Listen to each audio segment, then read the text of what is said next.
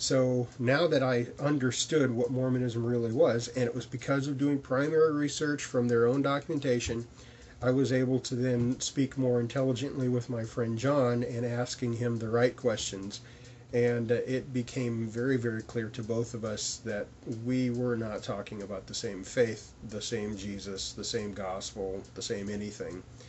And he kept coming over to our apartment, bringing different sets of Mormon missionaries, and we really had a lot of good experience and a lot of good conversations speaking with these Mormon missionaries and with my friend at work. Sometimes, during our lunch hour and things, we would talk. So 3 years passed, 1995, my wife and I started Evidence Ministries as a missionary outreach to Jehovah's Witnesses in San Antonio. And then through a serious back injury in 1999, I lost my glorious career as a warehouse manager. And God used that to put me into ministry full-time. So I've been full-time since 1999.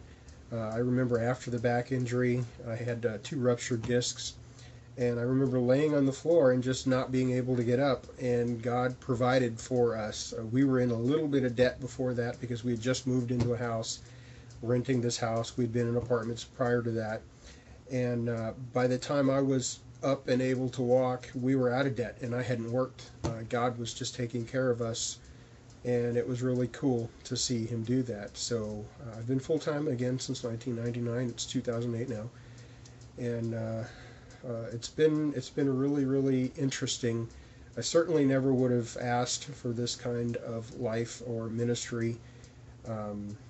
If you would have told me when I was in high school that I was going to be a missionary to people who were in cults, Jehovah's Witnesses and Mormons, I probably would have punched you in the face, to be honest with you, and then laughed about it.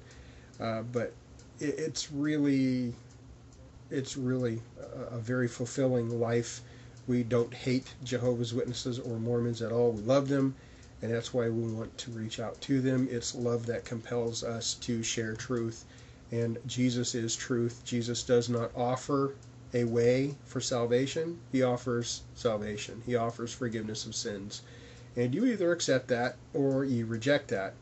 The Bible in Romans chapter 9 and 10 talk about 2 different kinds of righteousness.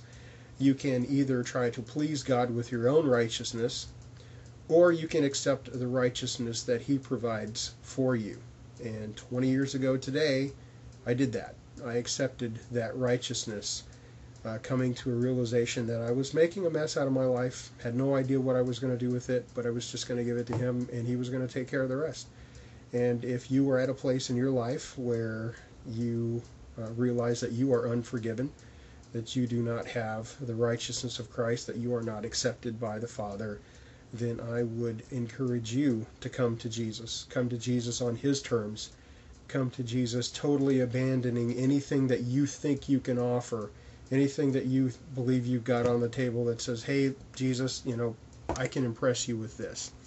The Bible in Isaiah 64:6 says, all of our righteous deeds are as filthy rags. You're not going to impress God with anything that you can do. Seriously, what do you think you could add to the crucifixion of Christ? Nothing. So come to Jesus with exactly what you are, nothing, and realize that he will save you. He will save you. He can save you. He is able to save you regardless of what sin you may find yourself in. You come to him, and he will forgive you.